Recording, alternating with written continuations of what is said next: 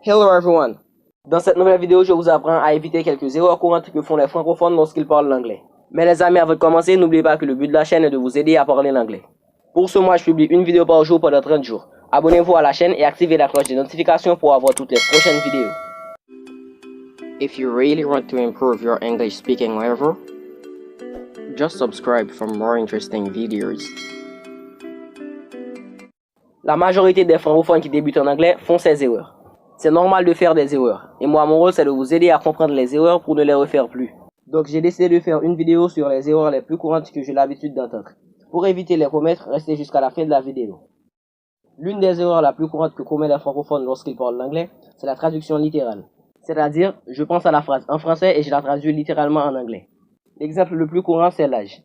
En français, on dit « j'ai 16 ans ». Dans la traduction littérale, on conjugue le verbe avoir en anglais qui est « to have ». J'ai 16 ans.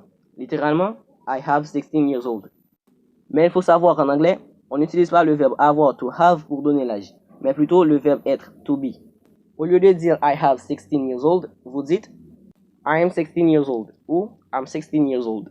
Littéralement, je suis 16 ans. J'ai 21 ans. I'm 21 years old. Et non pas I have 21 years old. Vous pouvez dire simplement I'm 21. J'ai 25 ans.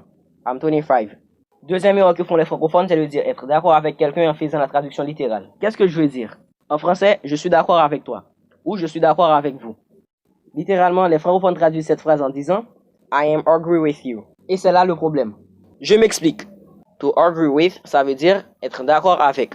Donc pour dire je suis d'accord avec toi ou je suis d'accord avec vous, vous n'avez pas besoin d'utiliser le verbe être en anglais. Vous dites simplement I agree with you.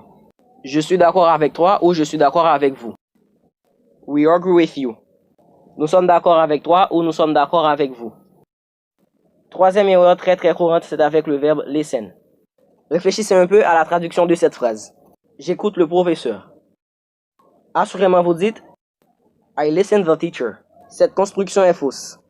Pour bien utiliser le verbe to listen dans vos conversations écrites ou orales, sachez généralement qu'il doit être suivi de la préposition to. J'écoute le professeur, la vraie traduction est I listen to the teacher. Tu dois écouter le professeur. You have to listen to the teacher. Écoutez-moi. Listen to me. Écoutez-moi tout le monde. Listen to me everyone. If you wanna speak English, you have to listen to me. Quatrième erreur. C'est concernant les comparatifs de supériorité. Prenons la phrase suivante.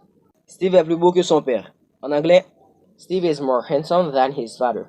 Dans cette phrase, on compare Steve et son père. On nous dit que Steve est plus beau, handsome, que son père. Le mot handsome a 2 syllabes, donc la phrase est correcte. Prenons une deuxième phrase. Steve est plus gros que son père. C'est encore une comparaison de supériorité. Réfléchissez à sa traduction. Assurément vous dites Steve is more tall than his father. C'est cette erreur que commettent souvent les francophones. Lorsque le mot contient qu'une seule syllabe, on ajoute ER à la fin du mot pour faire la comparaison de supériorité. Je m'explique. Steve est plus beau que son père. Le mot beau se traduit par handsome. Ce mot contient 2 syllabes. Handsome. Donc c'est normal de dire Steve is more handsome than his father. Mais lorsque l'adjectif contient une seule syllabe, on ajoute ER à la fin. Steve est plus haut que son père. Le mot haut se traduit en anglais par tall. Ce mot contient une seule syllabe. Donc on dit Steve is taller than his father. Et non pas Steve is more tall than his father. Cinquième erreur. Mon anniversaire est en juin. Les francophones ont tendance de dire My birthday is on June. Mais il faut dire My birthday is in June. Vous voyez, ce n'est pas on, mais c'est in. My birthday is in July. Mon anniversaire est en juillet. Pour ce mois, je publie une vidéo par jour pendant 30 jours. Je pense que ça peut vous aider à améliorer votre niveau d'anglais. Abonnez-vous à la chaîne et activez la cloche de notification pour avoir toutes les prochaines vidéos.